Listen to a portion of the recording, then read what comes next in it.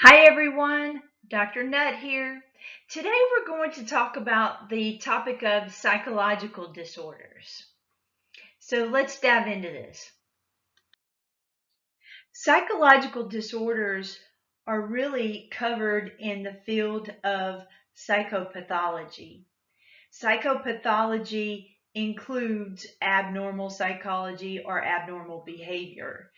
If you remember from chapter 1, the term psycho means mind. Patho would be the disease of, and ology would be the study of. So in real simple terms, as you take a look, we're looking at the scientific study of the diseases of the mind. And this includes the scientific study of mental, emotional, and behavioral disorders. As many of you know, the study of psychological disorders is an important topic because the Center for Disease Control and Prevention um, make note that psychological disorders account for the greatest number or the greatest amount of disorders in developing countries, surpassing cancer and heart disease. I don't know about you guys, but this is an important statistic and note by the CDC because we hear a lot in our society about research on cancer, and rightfully so, and also heart disease, cardiovascular disease. But I don't know that we hear enough in our country about mental health and about really how to best treat mental health. That's a personal opinion.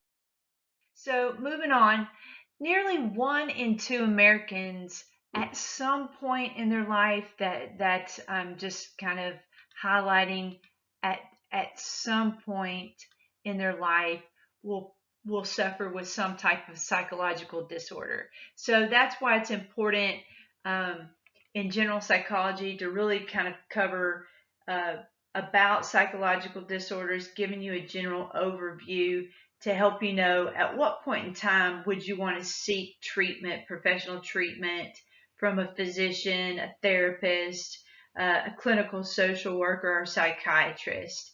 That's important to note, and I hope that that's information you gain from this presentation today. Now, I don't know if you have any questions just yet as we dive into this topic, but you may be wondering what is really considered the criteria for abnormal behavior or to detect if someone has perhaps a psychological disorder. The basic rule of thumb is the fact that in a person's life, they're experiencing some major disruption.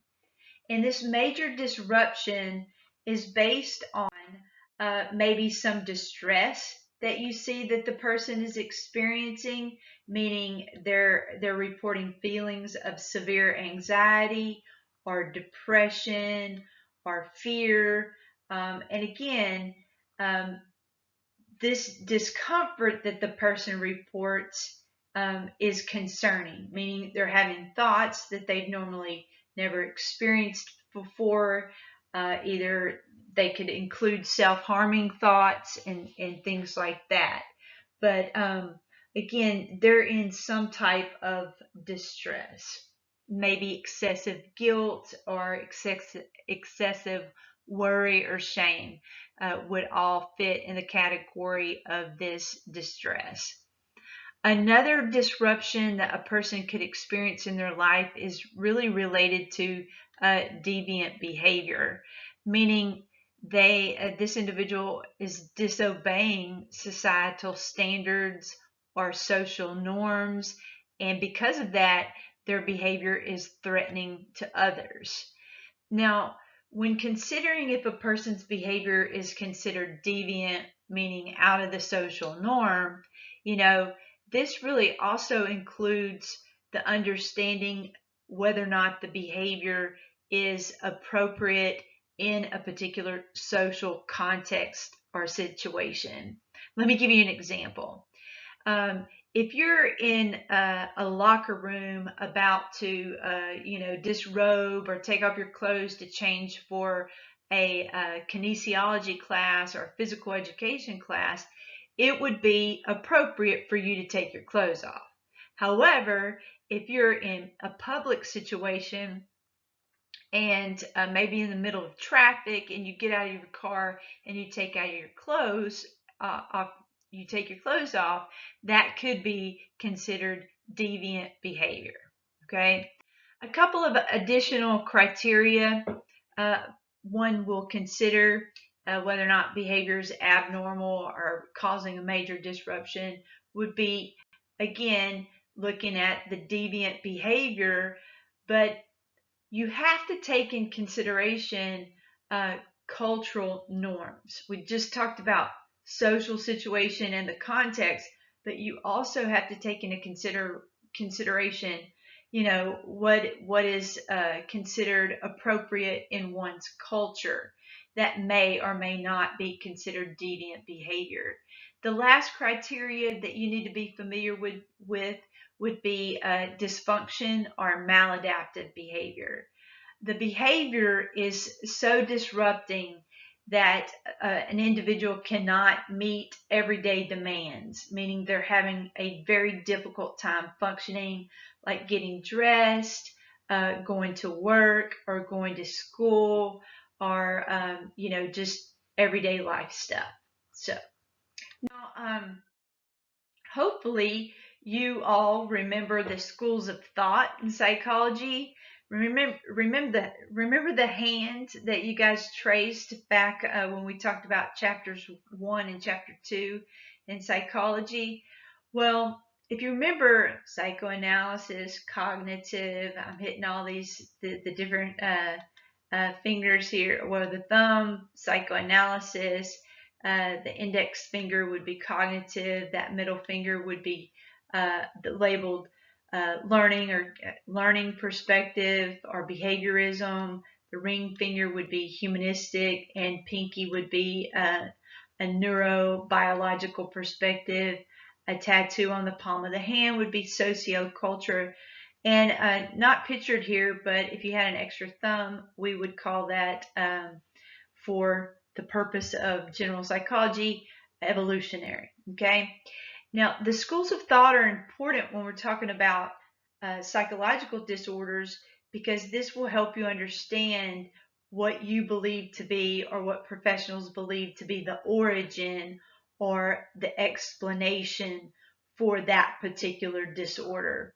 Like from a psychodynamic perspective, if we go back to the thumb, I hope you're thinking of Sigmund Freud. Again, if a person is experiencing depression, he believed that depression or psychological disorder stems from early childhood experiences or unresolved conflicts from the unconscious. Okay, if a person is experiencing depression from a cognitive perspective, they have faulty thinking or stinking thinking. Okay, so hopefully that rings a bell for you. Speaking of ringing the bell, let's talk about behaviorism, which is technically a learning perspective. And this is the idea, take someone that experiences depression, they could be experiencing these abnormal feelings or these behaviors because of something they have learned. And this has continued throughout their life. Another way to look at this would be the failure to learn appropriate behaviors.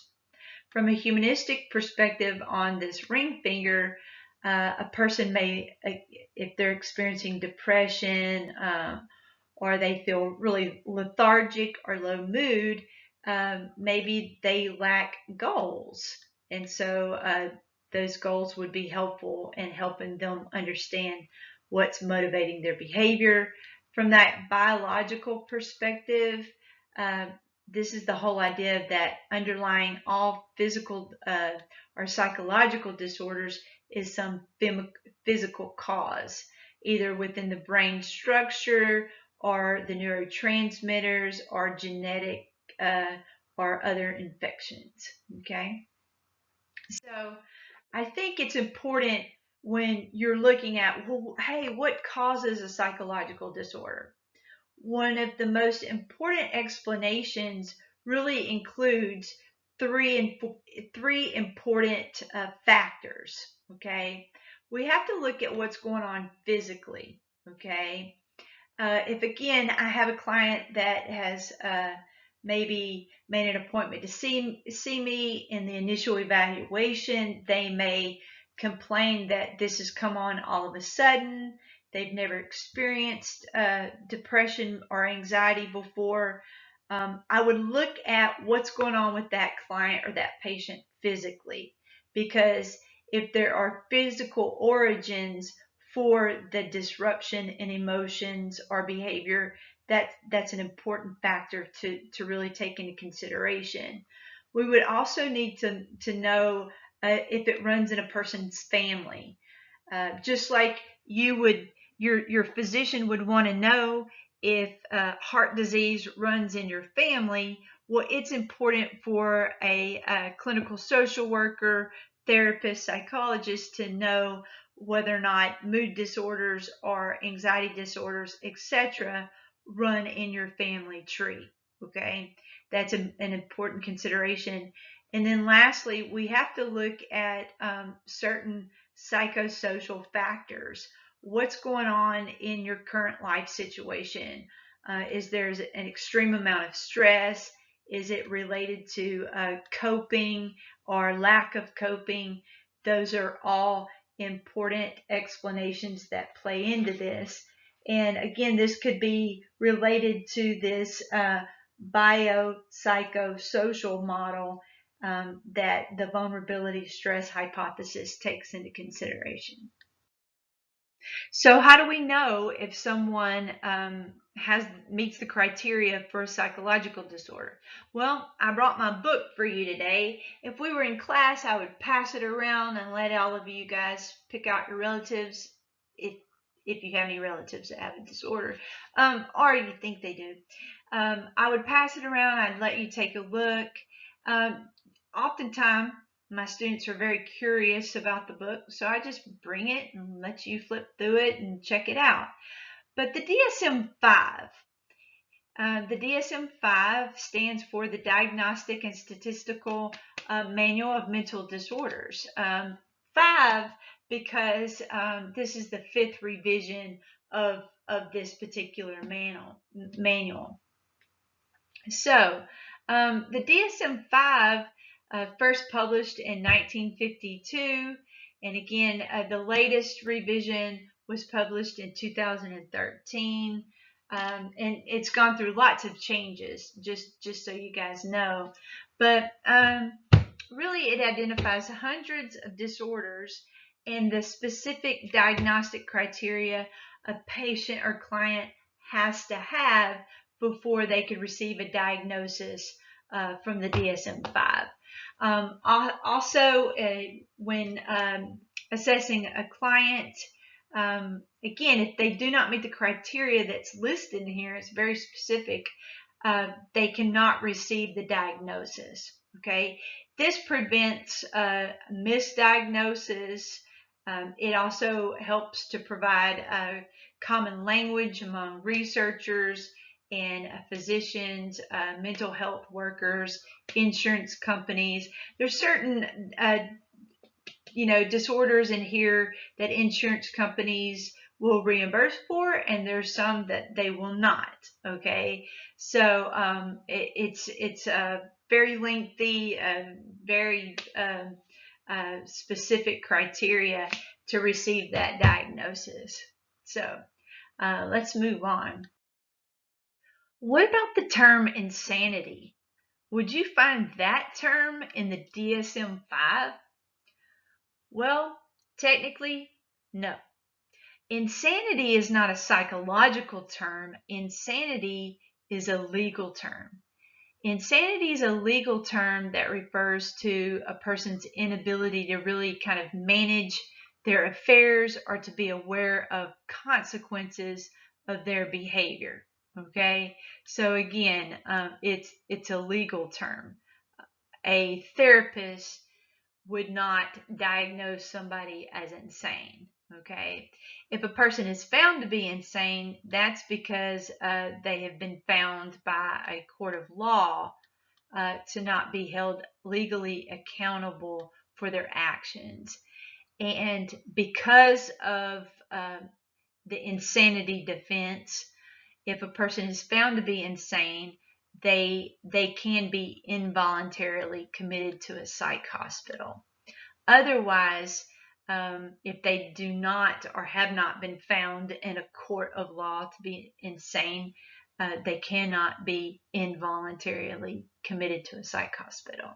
A couple of examples that you may see in the news, or years ago you saw in the news, was Jeffrey Dahmer. Jeffrey Dahmer was a serial killer, probably antisocial personality disorder, but among probably a couple other things. But he attempted to use the insanity defense, but it was denied. Okay, so it's not an easy task to use the insanity defense in the court of law. Okay.